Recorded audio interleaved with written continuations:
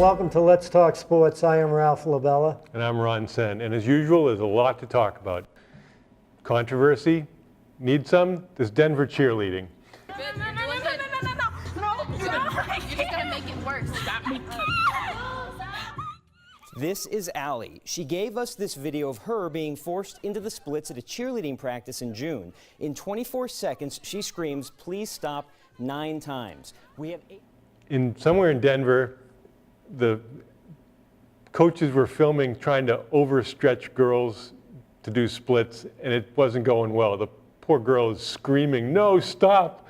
And the coaches are just trying to push on. The cheerleading coaches? Yeah, cheerleading coaches.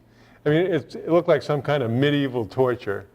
And because everybody has a cell phone now, naturally, the coaches were suspended. Apparently the principal was suspended, the athletic, it was just everyone. They should have been suspended. What are they, crazy? Well, what do you I mean, what are you really thinking about? What's going on? I mean, it's just unbelievable when you hear these stories. But sometimes high school reflects adults. There's a scene with the Cardinals playing the Red Sox, and Mike Matheny comes out to argue, and he says screaming, and the microphone's right there, "It's not your show, man. Who's here to watch you? Nobody." And the umpire, I do agree.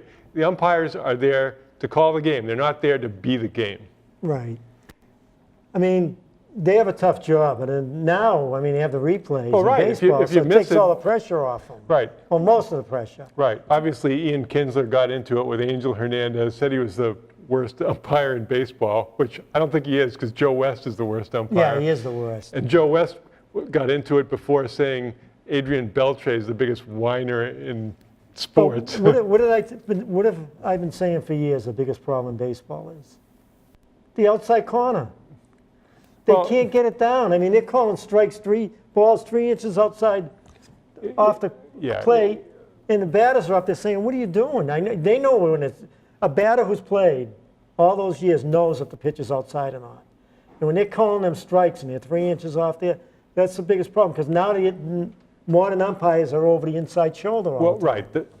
It's the biggest difference we can see day to day is the high strike gets called, which is okay. I mean, they're pretty good at consistent calling the high strike, but it's impossible for guys to hit the ball 3 or 4 inches outside and do anything with it. So, now that everyone has the screen showing where the ball is, you can see that you're right. They do give the outside corner a lot. And that box sometimes isn't right. They have the same box for Judge. Yeah, I know. Judge is gigantic. And I mean, they have the same box for everybody. I mean, I feel bad for Judge in a way as far as the strikeouts go. Is a strikeout streak over? No, it ended 2 games ago. Oh, thank goodness. But he's been since then he was 1 for 1 with 3 walks and an RBI. Then he was 2 for 4 with a double and an RBI and a run scored. He's actually leading the majors in runs scored and walks. Well, he walks a lot. I mean, he's going to be fine. They changed the stance, which I'm happy about. His hands are down lower. He had them up too high and back. Now they've been working with him. I think he's going to start getting more consistent. All right. Last night, Rich Hill, local kid, almost had a perfect game. Lost a perfect game on a third base error in the 9th inning, and then he lost the no-hitter and a shutout and the game in the 10th inning on a leadoff home run. So tough break, but the Dodgers are running away with it in the National League. Well, I'm happy for Rich Hill that they made the error in the 9th inning, because that would have been a perfect game he would have had if they got 1 run. Right. You know what I mean? Now we can look at it. Well, a lot of pitchers get no-hitters, but perfect game. And imagine him thinking, hey, I would have had a perfect game, except for we didn't score a run. I think it was Harvey Haddix who pitched a 12-inning perfect game and then lost it in the 13th. Pedro Martinez had a no-hitter, I know that, into the 11th inning he was pitching or something.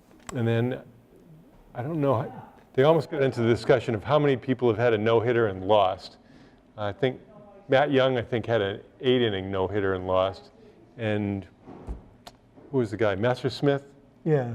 I think he was pitching for the Yankees, might have had a no-hitter. I think he lost 4-0 on a no-hitter. I don't even know how that's possible.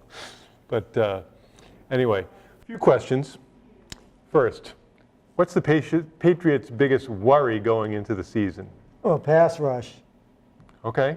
What do you think? Probably both ways. Pass rush against them with, I don't know, but Solar's been hurt an awful lot. It makes you worry He's that back. He's Yeah. back practicing. I mean, I think they're going to be all right because they have Karras who can play the 3 inside positions, who's the backup. They're strong at center, and they got Karras backing up Andrews, backing up Mason, actually. And then you have Cannon at right tackle. All right, we'll get to the And Patriots more. Tooney. I mean, All right. you're all right. Who's the biggest threat to the Patriots in the AFC? Houston. You know, that's not a popular choice, but it's not a bad choice because if they can find a consistent quarterback, they've got the defense. We know that. So, I mean, there's no one else. There's no one else that can hold the Patriots down in the AFC. Who? well, Oakland had a great year last year. Yeah, but their defense won't stop the Patriots. Well, and you know, I always worry about Del Rio. I don't, you know, he hasn't exactly been outstanding through his career. But And with- then Pittsburgh, you know, it's hard to know. But the Patriots with their defensive back situation, and people are saying, it makes me laugh, these people that are on TV and the radio, that the front seven is a question mark. The front seven, how can you say the front seven when you have Flowers, you have Brown, you have Branch, you have Valentin, you have this, I forget this free agent who's looking great in practice. You don't have the pass rush, Butler. consistent pass Yes, rush. sir. So if Langy Langy. Langy turns out to be a good pass rusher, and they have a couple of linebackers who can rush. I mean, it's not the front. Their tackles are the best in football. Yeah, Branch is really good. Brown is solid, and like you said, Valentin's Valentine's real good. All right, third question. As the Bruins season approaches, obviously they have to worry about Chara's age, but is the biggest concern they have one of some people think is his strength, Rask? I mean, he wasn't really very good last year. Yeah, you always hear people say you start from the goalie to the defense out. Strong teams, and Rask is not consistent. He was a head case, but then he got it going after that when they benched him a game, 1 or 2 games. Then he came back and played pretty good. That goal he gave up in the playoffs, where he was a yard outside the Yeah. end of the goal post. I mean, that was ridiculous. But I think they're going to be good. I mean, their defense is a lot stronger. I wasn't happy about them losing Colin. What's his name? Murphy? Keevan, no. We'll get back to that. The Red Sox, everyone's excited about the Red Sox. They're leading the Yankees by 4.5, but they have the ultimate Achilles heel, John Farrell. How he uses the bullpen from day to day, he must have a coin that he flips or a dart that he throws against the wall. How do you have Holt at first base, Betances pitching, who was a little wild, 2-0, and he tries to steal? I mean, that's a Little League coach might do that. I mean, how do you try to steal with 2-0 count when you're down a run? Well, and then he brings in Barnes the other day in the 7th inning. Barnes, he can't pitch on the road for whatever reason. He walks more than 6 batters per 9. His ERA is over 5.50 on the road. He's clearly demonstrated he's great at Fenway and he's terrible on the road, and he keeps throwing him in there. I mean, after that game, I didn't even watch the next game because I didn't see the point, and they won. But I just think Farrell, I mean, realistically, a manager's probably not going to make more than 3 or 4 games difference a year. But Farrell seems to have no clue sometimes. Girardi's been worse than Farrell. I've been watching both teams. The Red Sox fans, they should know there are worse managers in baseball. Girardi's done a terrible job with the Yankees. All right, and we're going to get into the trade, but the first question is, which pick is going to be worse, the Brooklyn pick or the Lakers pick? Let's pray to Brooklyn pick. Right. You can't, there's no way you can say either team got the best of it until you know what the Brooklyn pick is. Right. And now we have to talk about as big a trade as it's been in Boston, really, since the Red Sox got rid of half their players to the Dodgers for money. Gonzalez and Crawford and Beckett. So now, for those who've been somehow in a cave or awakened from a 20-year sleep, the Celtics traded Isaiah Thomas, Jay Crowder, Ante Zizic, the second-year player who's the first-year Celtics player, and the Brooklyn pick to Cleveland for Kyrie Irving. And people are saying it's a rip-off both ways, so it's probably somewhat fair. The obvious concern is Kyrie Irving has had some injuries over time, knee injuries in particular, usually plays about 60 games a year. But Isaiah Thomas has a labrum tear ostensibly with what's called impingement, and he didn't get it fixed. It's still a problem. It's not as though he's doing curling out there or golf. I mean, he has a lot of stress, and you know teams are going to go after him too. Well, let's put it this way. My favorite player in the NBA is Curry, all right? He's just so knowledgeable. Not only is he a great shooter, he just knows the game so well. Him and Hayward. I look at Hayward like I look at Curry. They're smart basketball players, and they can adapt to what other teams are throwing at them. But the one player who can go up against Curry and outplay him is Irving. He's the one player. I've watched the playoff series, and it's 50-50 when you watch the games the last 3 years. Irving outplays Kyrie. Kyrie outplays Irving sometime. Now, Irving's going to be the main guy in the Celtics. It's going to be a whole different ball game with him now.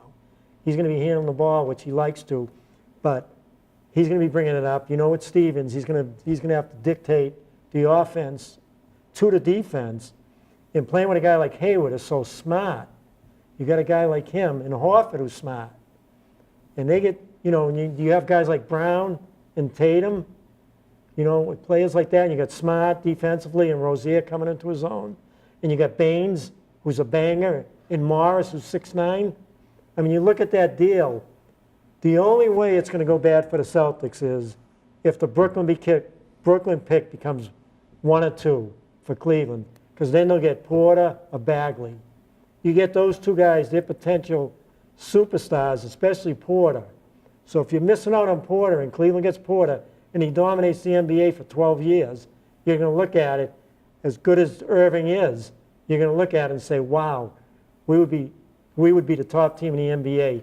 Within 2 years, we'd be the top team in the NBA for the next 12 years with guys like Brown and Tatum playing with them and Rozier. Well, the argument for Brooklyn playing hard is there's no benefit for them to tank. No, they got rid of Lopez, though. Yeah. But they got the guy from the kid from L.A. in the deal. Yeah.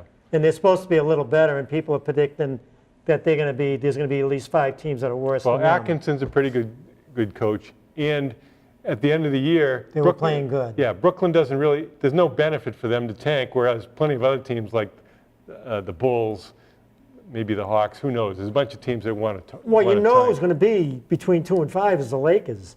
You just got to hope the ping pong balls go the right way, because the Lakers, there's no way they're going to be better than 5th, worst.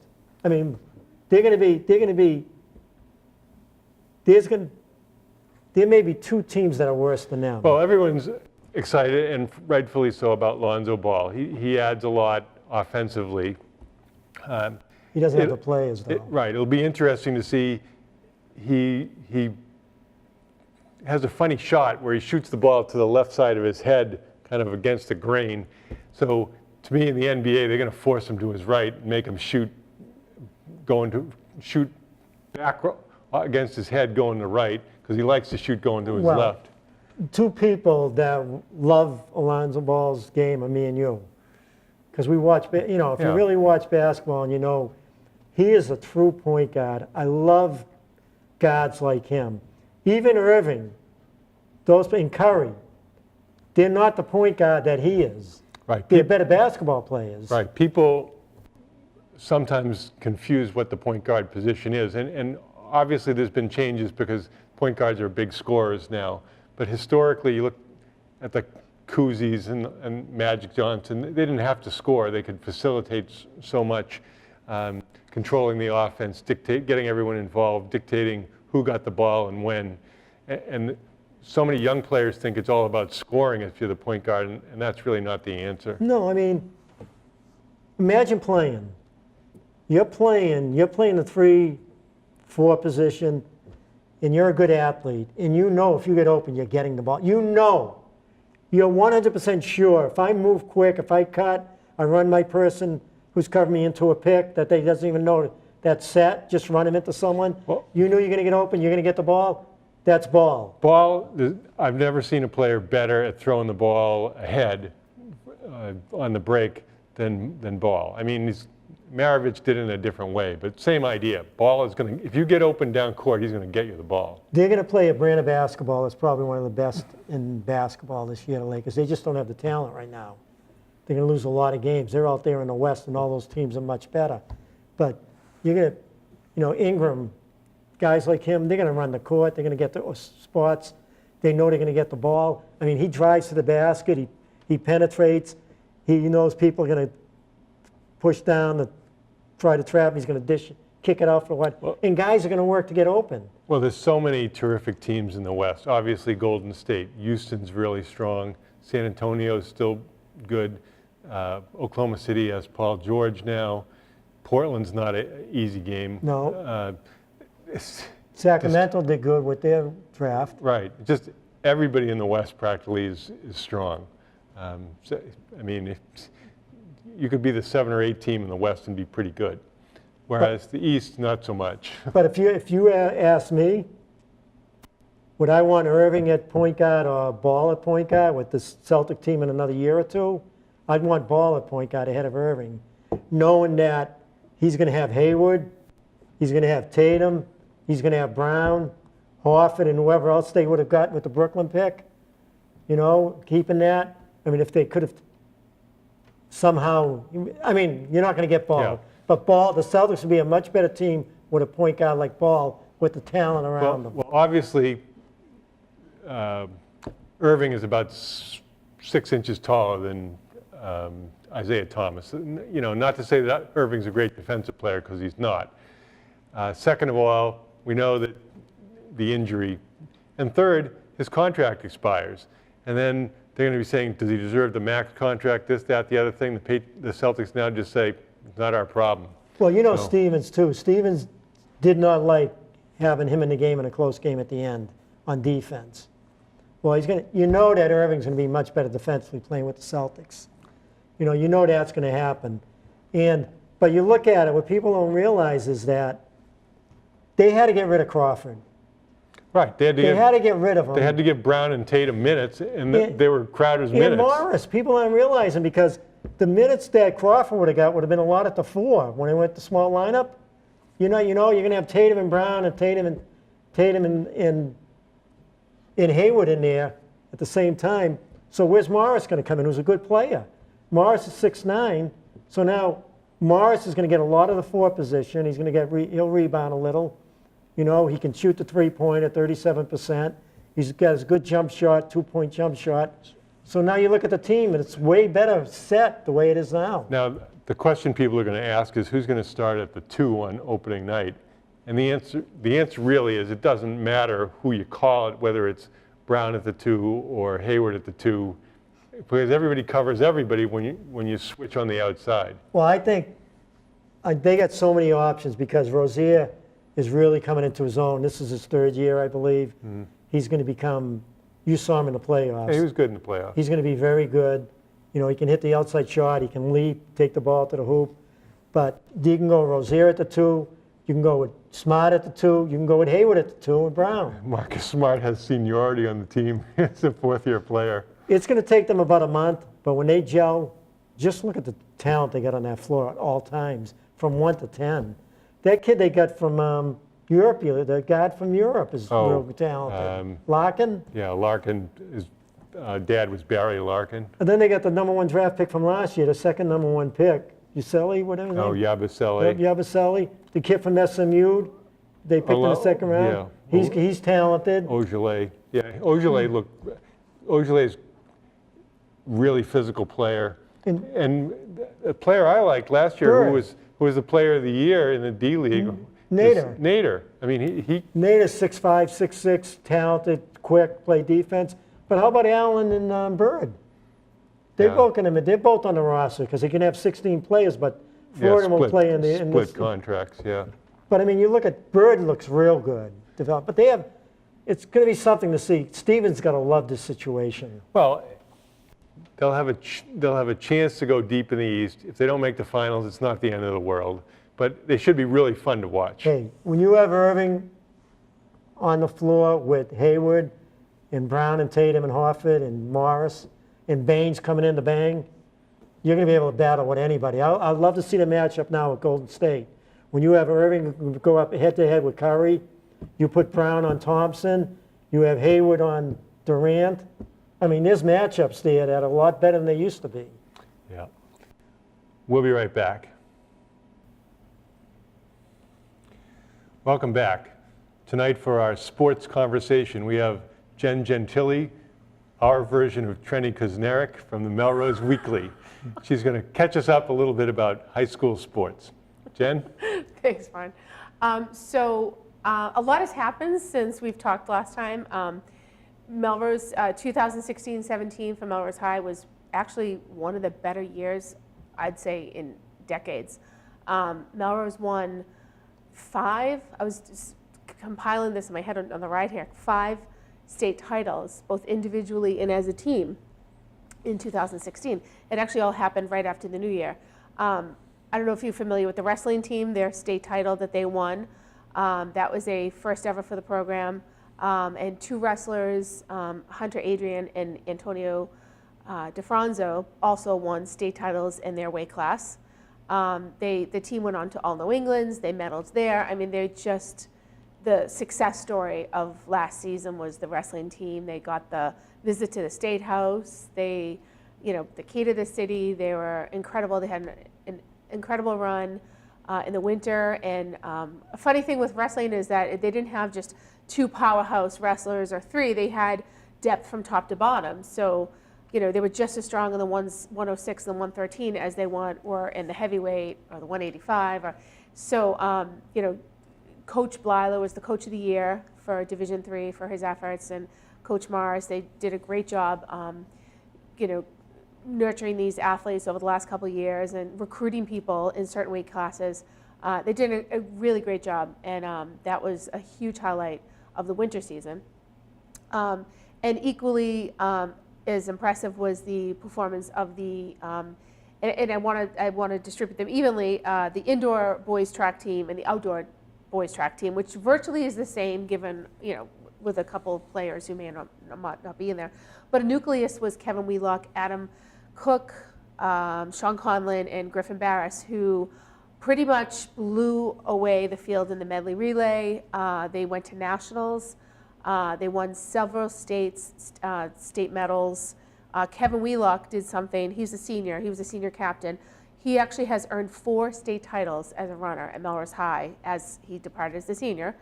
He won one of them as a sophomore. He won an indoor medal over the winter, and then in the spring he won the 1 mile and the 2 mile state title on the same day. I think the race was an hour from each one. So he ran the 1 mile, placed first, and ran the 2 mile, placed first.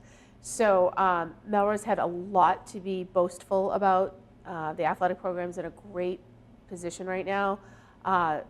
Just top to bottom, every team, I'd say 85% of the teams qualify for playoffs, with the track teams and the wrestling teams really going beyond what anyone could ever ask for.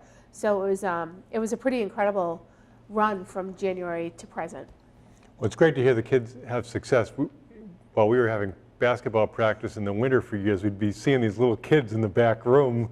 They go in and disappear and toil in obscurity, and obviously their hard work got rewarded. Oh yeah, and this was a sort of accumulation too of, they've always had a very strong, there's always been great wrestlers in Upton and Finicos, and I'm just blurring out, there's so many more, the Gautros, and you'll see the Athletic Hall of Fame is filled with wrestlers, but this is one of the first times that they were pretty much stacked from top to bottom, and that brought a level of excitement, a crowd favor. They showed up, and it just was an incredible thing for the city of Melrose when they won it. A few years ago, a girl from North Andover, I think, won a state championship in one of the lower weight classes, and her brother had been a state champion and there's a video on YouTube and shows her match and she wins, and it's like, yeah, well, I won. It wasn't. She's not jumping around all excited like, of course I was going to win. Yeah, well, it's funny because interviewing DeFranco, who I think is an amazing athlete, he was also a terrific football player, which I think he really peaked on his senior season, and maybe not all of that was acknowledged. I know he's an all-star, but to see what he did that fall season, DeFranco, and football, and then just take that and just tear it apart during the wrestling season, just shows what an incredible athlete he was, and somebody who will probably be in the Hall of Fame someday. And he's a very friendly personality, and he was fun to interview. But what really struck me was the freshman Hunter Adrian, who became a state champion in the 113. To interview him, he just looked like, I don't know what to, you know, he's very young, and Is he a freshman? He's a freshman, and he has the next 4 years, and he's probably 3 years. He's probably going to break records. He just has a huge future ahead of him, and I know the coaches are just thrilled to have him. How does it usually work on the weight classes for the low? Obviously he's going to gain weight. He he's will. going to grow. He will. So. I don't predict that he will go very far, but he'll probably go up a couple weight classes unless he has an extreme. But these coaches know what they're working with, and they'll just work around him because he's a real special, unique talent. Yeah. Speaking of the Hall of Fame, it reminded me of something. Yeah. Who's going to be nominated? Two Twin sisters were nominated. Yes, and it was actually really fun to see their publicity release where their Ron's daughters, Paula. On both sports, right? Basketball and volleyball. Yes, in volleyball, yes. It's Paula and Karen. And they're probably the best, without a doubt, they're probably one of the best female athletes, both of them that ever came through the school. So that was a very easy decision to get them in. Certainly their time was I think they're in their mid-20s. I think in their late 20s, mid-20s. Does a woman I'd ever say tell? They're 29. One's married. No, we know Right. that. Oh, okay, yeah. And so it's incredible, not just because they're terrific athletes, they're terrific scholars. And I'm sure as a dad, you probably valued the scholar part more than the athletic part, or maybe it was just a happy medium for both. But so they're going to be inducted. Jack Pizzotti, do you remember football? Right, sure. He's going in.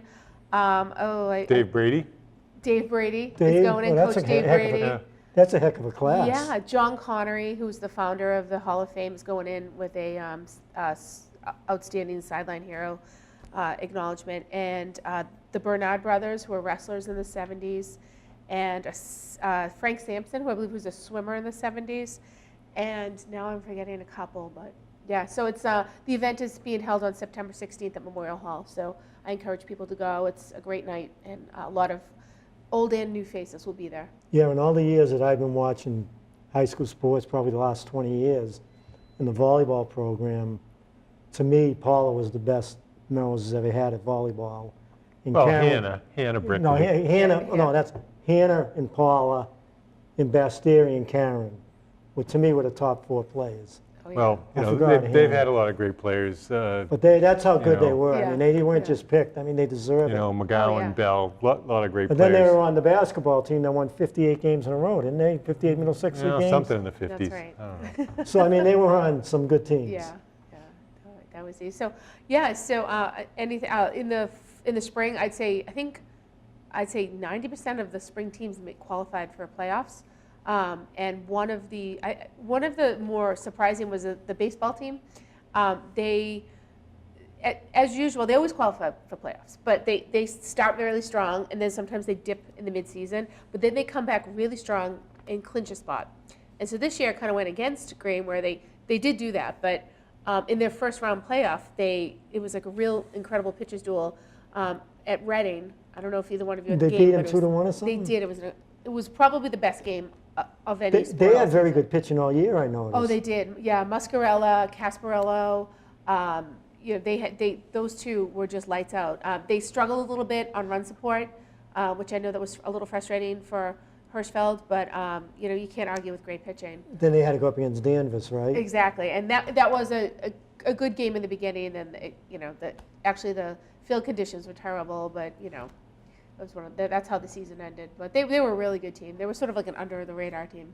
Well, and the Melrose Little League went to the Final Four Yeah. in the Yeah, 12-year-old yeah. division, which is pretty impressive. Which is really impressive, yeah. So I think, give them 4 more years, and we might be looking at a crop of very talented varsity players. Yeah, that the come whole into that. city's together now, I heard. Yes, yeah. Before we had 3 different leagues. Yeah. But so many kids are playing lacrosse now. Right. There's not as many kids playing. And I think it was a wise decision. A lot of communities don't have so many little leagues. Baseball's still popular, but if you can combine one, it made sense. I mean, Incarnation's still its own thing, but it's now Melrose Little League as opposed to Churchill National. The one thing I'm not happy about in Little League, and I don't watch Little League World Series anymore. It's on ESPN all the time. Right. They changed the age.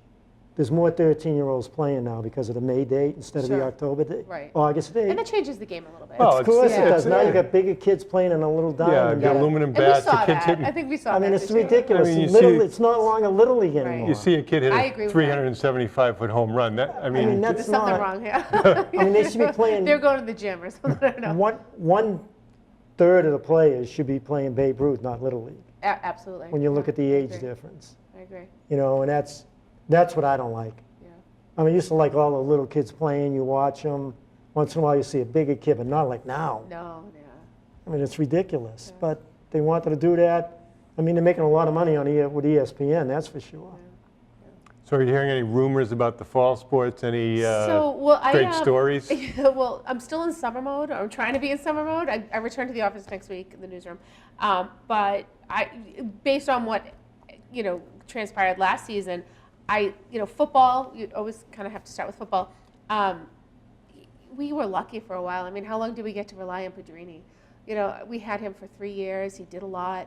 I think the goal this season will be to fill the positions he played on both sides of the ball, and it's going to be, what can we do? Who's going to fill that spot? I mean, it'll get done. Well, I think It's they have just- the annual restructuring. Melrose is in the Division 4 this year out of 8. I thought that was a misprint. I went, wait a minute. Do you know what Division Marblehead four? are they? Marblehead ahead of them. I'm not Marblehead's How- going to be strong We're with again. Marblehead. But how did we go from 2-1 to 4 in a matter of Probably, a year and they're a half? going by numbers, right? Well, there's 8 divisions, and who knows how I they don't do know it. what You know, they're it's like doing they with that, had yeah. too many. They thought they had too many champions before. Now they Yeah. think they don't have enough. So Yeah. we're in the creep. They need to make up their mind. It's ridiculous. But they're- I don't yeah. think Melrose belongs in Division 4 in any sport, but that's okay. Melrose did very well competing against 2s and 3s. But maybe if they're taking down, Melrose is going to face Marblehead, Wayland, Gloucester. Those are going to be the people that they have to look out for in the playoffs in the north section. I'll tell you one thing, though. The next 2 years, their lines are going to be tough.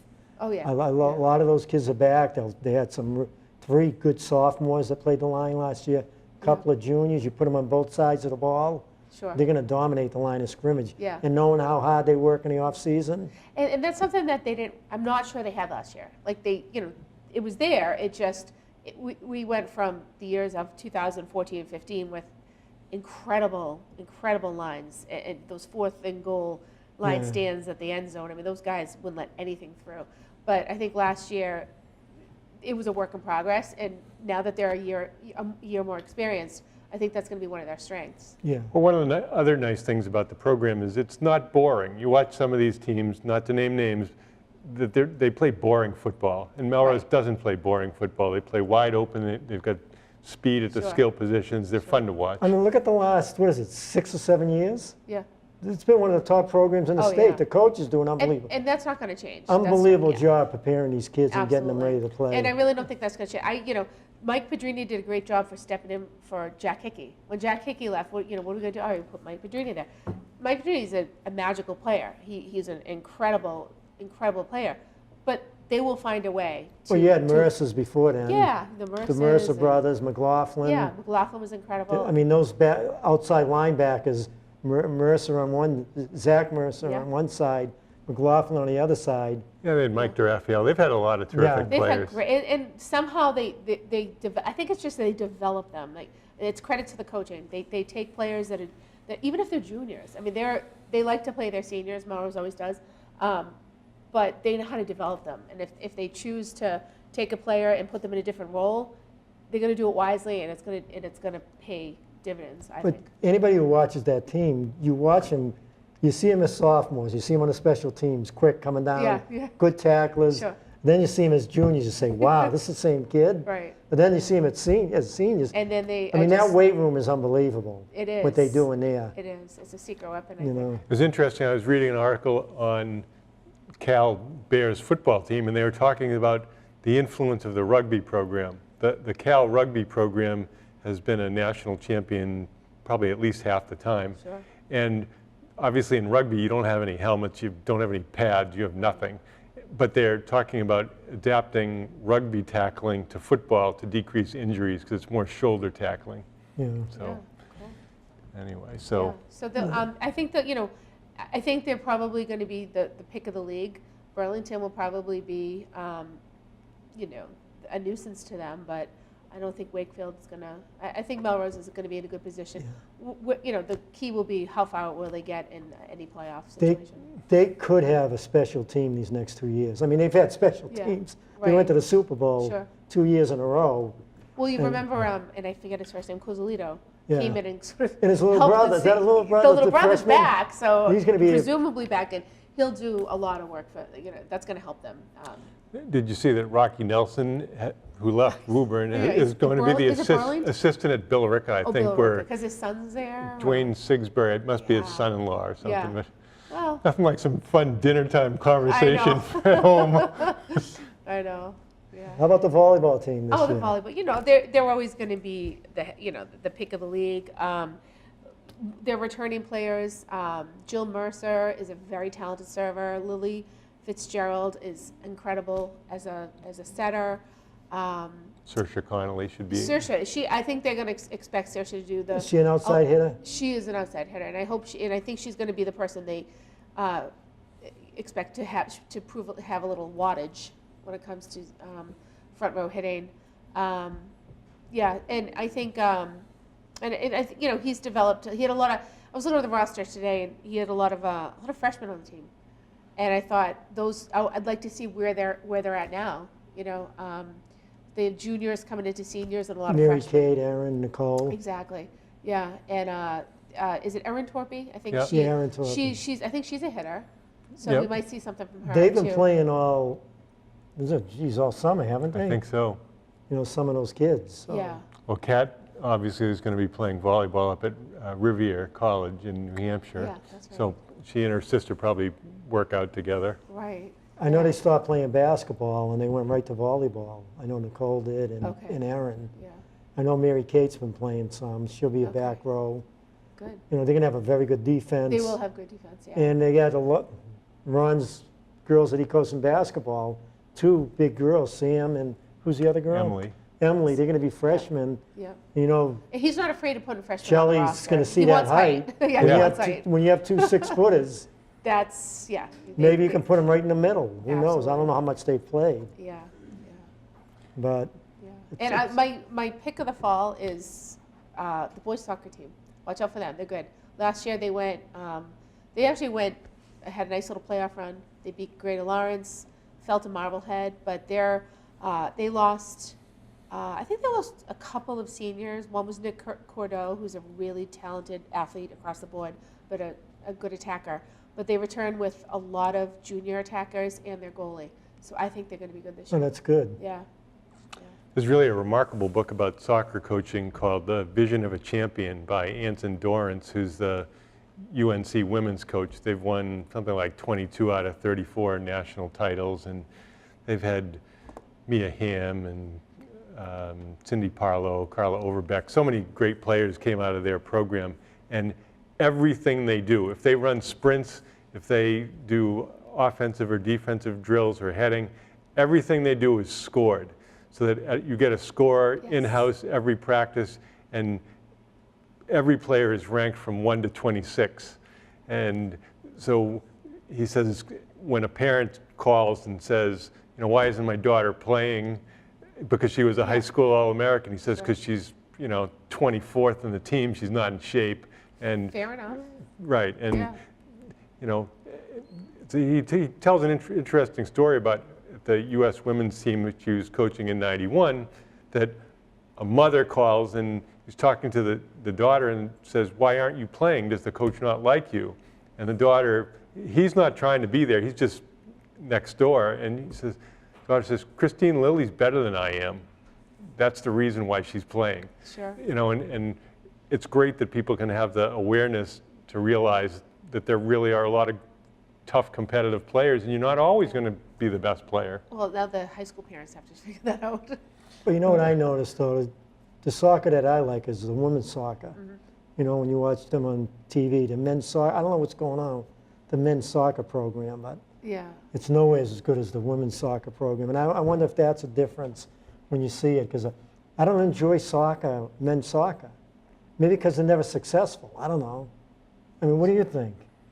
Well, you know, I think it's a different game in that, you know, for example, the top teams like Brazil, it's a poor person's sport, not a rich person's sport. They grow up playing in the streets, Yeah. and the individual talent that they have, they don't have to have as much team play because their individual talent is so spectacular. Sure. Whereas I think in women's, sometimes there can be more team play, but the individual skills in men's soccer are phenomenal. And the women are all well known. Everybody knows the women Yeah, that are playing. The that's men, true. who knows the men? You know, Well, now, you that's why I know- was surprised at the boy. I didn't know about the boys They're soccer great. team. Watch a game. They're really Yeah. good. Yeah. We'll be right back. Welcome back. We had a total eclipse this week, and the media asked Belichick what was his thinking about eclipses, and he said something like, "Oh, I'm a big fan." So, No, he didn't even see it. All the other players, Brady's there with his family. and they asked about the Celtics trade, and he said, "I got a lot on my plate. I'm worried about my own team Yeah. right now." He's smart, though. He doesn't make those comments. He is so consistent, but that does bring it to the Patriots, and you know, who cares whether they win an exhibition game? That makes no difference whatsoever. But it is interesting to see the games, and that's going to lead us into who are going to be the surprise makes the team that you didn't think was going to have a chance to make the team, and what veteran player is going to get cut, or what couple of veteran players are not going to make the team that you thought would have made the team. I think Bolin has a chance to be cut, even though they love him on the special teams. I think he has a chance to go because of the running backs they now have. Well, I think I would agree with that, and I think the other question is whether they're going to keep 3 quarterbacks or only 2.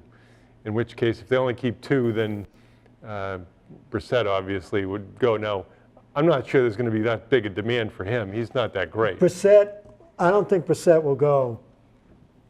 He has the best arm on the team. You watch him throw the No, he football. can throw the ball a mile. And Belichick, once he gets comfortable, I think this kid, once he gets comfortable with the game, his surroundings, the rush, play development, he has an arm. Sometimes when he's in a hurry, he'll overthrow. But when he steps into his pass, I mean, he's right on point, and he throws bullets. I mean, watching him. So I'm thinking that, you know, Belichick may see this and say, hey, you know, let's go with the 3 quarterbacks. We don't know if Brady, you know, in 1 or 2 years. I think Brady's going to go till he's 45. I think I went through. I would keep him. I went through the roster and highlighted about 48 players, and there's some other players I put on the bubble for whatever reason. We can go through those. Trevor Bates, practice squad last year. They have 9 linebackers in camp right now. I imagine they'll probably keep around 7. He looked good. He looked good last game in a couple of plays. But he didn't excite me. I mean, it's the competition. You know, if you say You have Van Noy now. You have Van Noy's pretty good like his pass rush, coverage. Obviously, we have Hightower.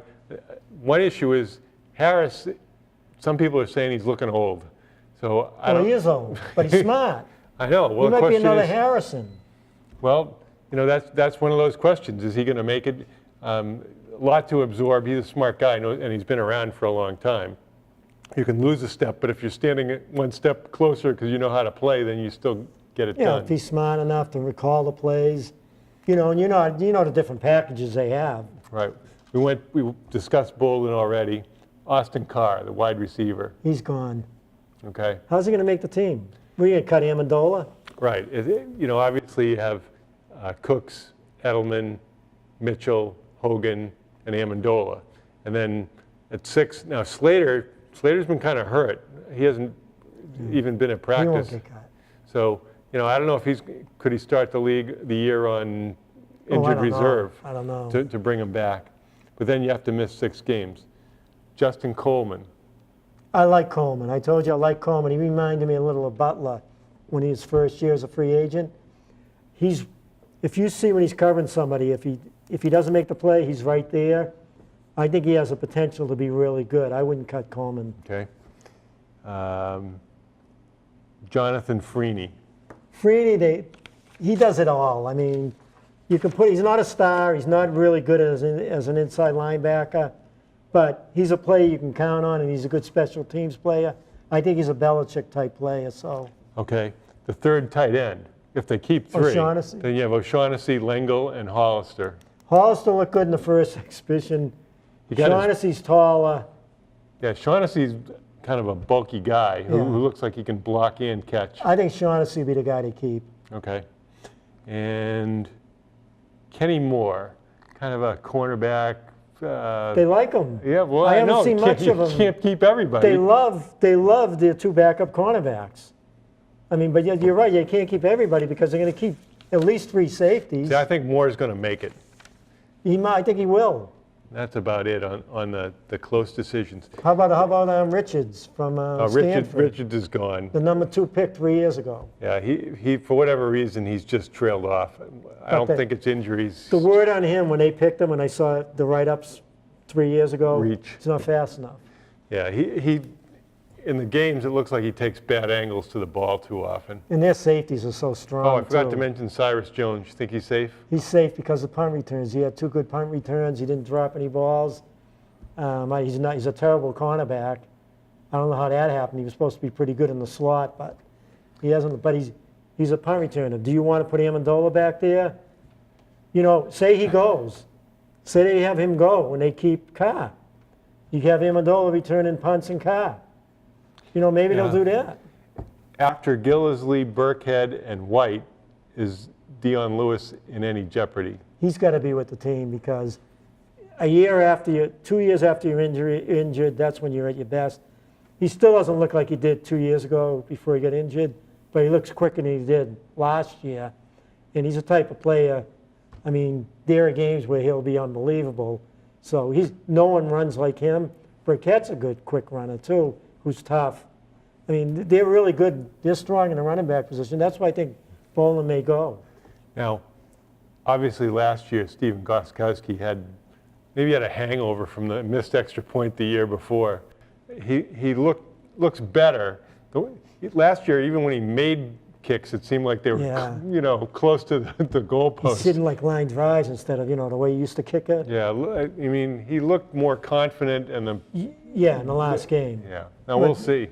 And Allen's a good punter, so. They play Detroit this week, and a couple of years ago they went to Detroit and got annihilated. I don't. Brady wants to play a lot more this week. I don't know what they're going to do. Okay. Roger Goodell got an extension. Hey, they're making money, and then all the pressure's off the owners. Everybody hates him. That's the way the owners like it, and they're upset about what he's done lately, but look what he did to Brady. Well, it was really interesting last year when Jerry Jones was saying, to Robert Kraft, you have to accept the punishment that the commissioner doles out. And now Ezekiel Elliott's out for 6 games and he's crying. What is he thinking about? Over a 5-day span, they had 5 calls in three days, but they had 2 calls one day, 2 calls another day, and another call another day, and she had marks on her. Because they don't understand, because she wasn't going to testify, the Commonwealth didn't go. Right, obviously, prosecution didn't go forward. You know a lot about the judicial system, but if you don't have a witness willing to testify, then, what do you got? Unless the police are there when they see it. Other than that, you go to trial and she says, no, it didn't happen, what's going to happen? It's a waste of time. But they have the reports. The reports are enough Goodell, just like with Brady's situation. And I don't know what he's talking about. He's making a fool of himself. Well, there's a lot of talk that Jones is trying to be like Kraft last year. he's in private, he's saying, look, I accept what's going on, but for my fans, I have to look like I'm loyal to the fans, so I'm going to protest Yeah, but in and this complain. situation is different. It's domestic abuse. Domestic abuse is a lot different than taking the air out of a football because there was 16.5 instead of 13.5 or 12.5, and he got upset. In this situation here, it's entirely different. Jones should have come out and said, yeah, we accept it. You know, he's going to counseling, things have changed. You know, we've talked to him about it, and we accept it, and he's going to be a better person. He should have come out and said something like that than being an idiot, because people looking at him saying, what are you talking about?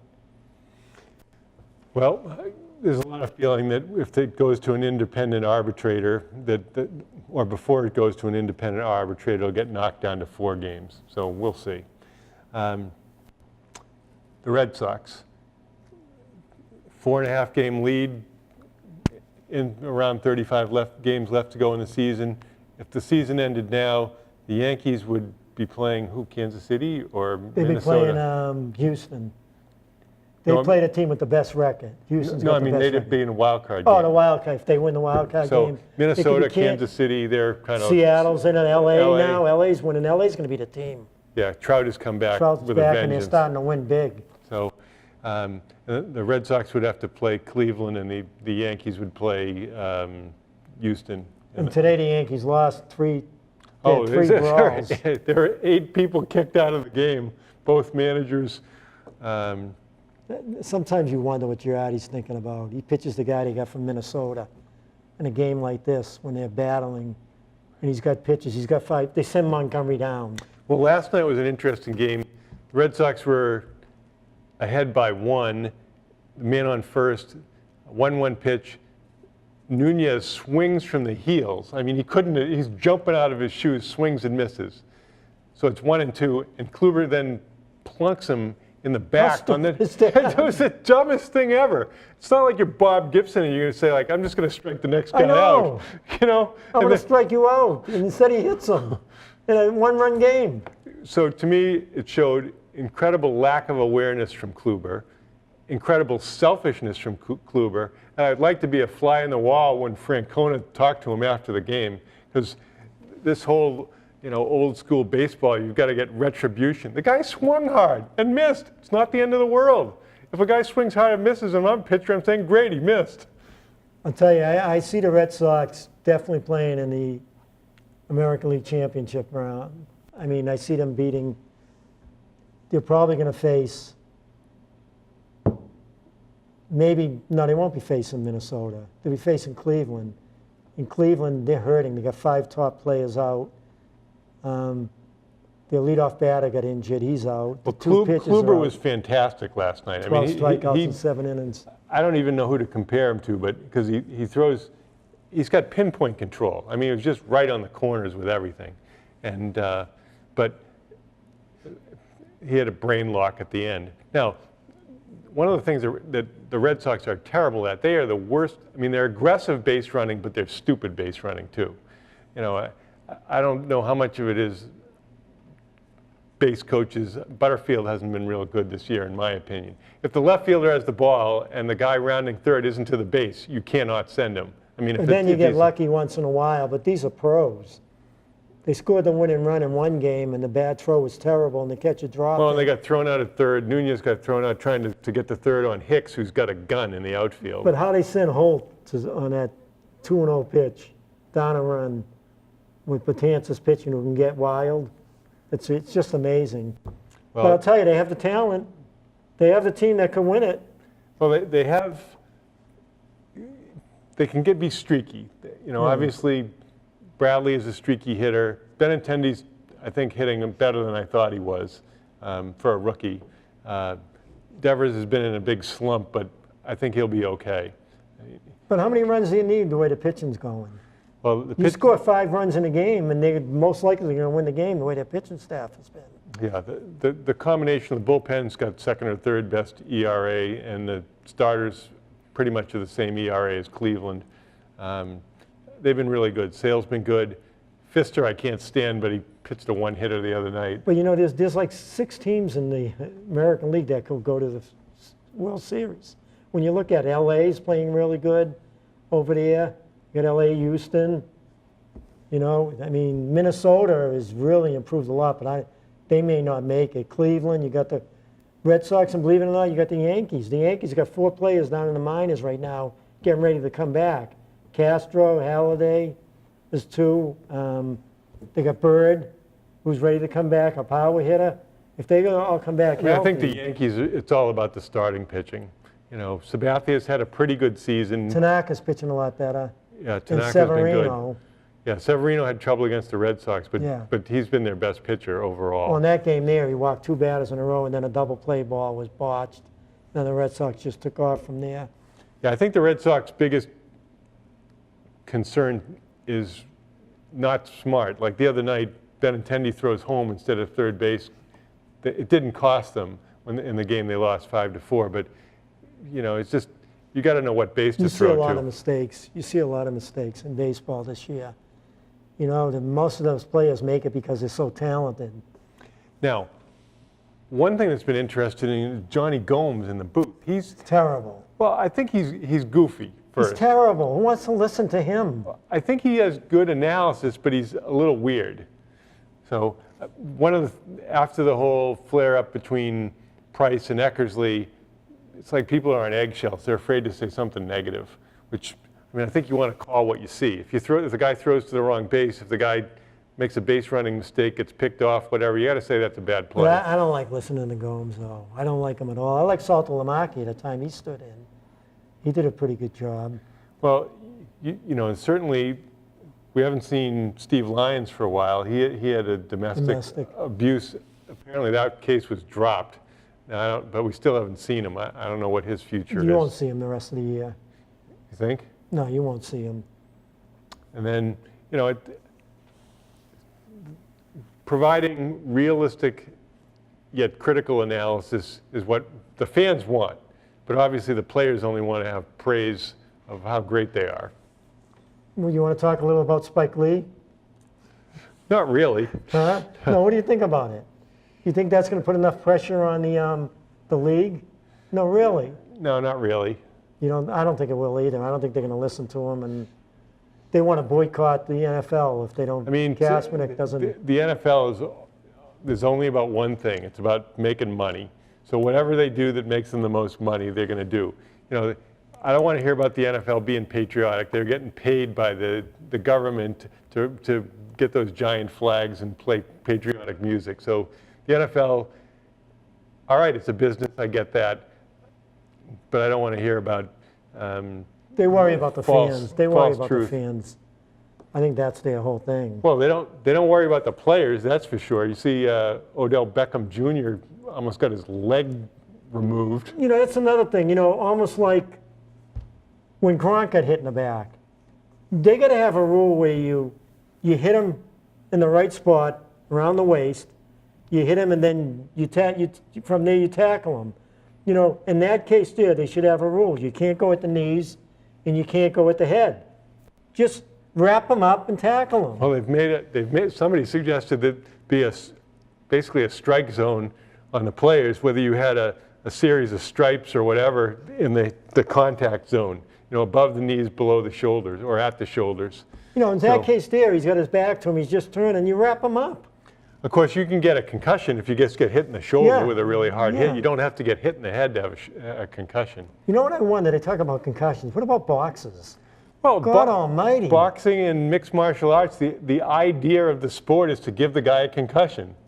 And that's what it is. I mean, mixed martial arts is ridiculous. I never watch it. It's ridiculous to me. I can't stand it, but it's popular. There was a study recently that examined the neurologic outcomes of high school football players something like 40 or 50 years later.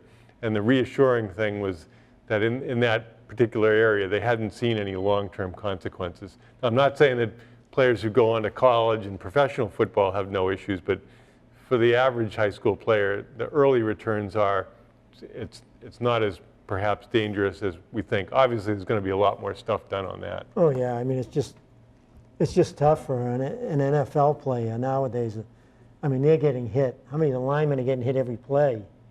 You know, and you got to figure just about every game they're getting some sort of a concussion. Well, I've enjoyed being with you tonight. I'm Ron Sen. And I'm Ralph LaBella, and thank you for watching Let's Talk Sports.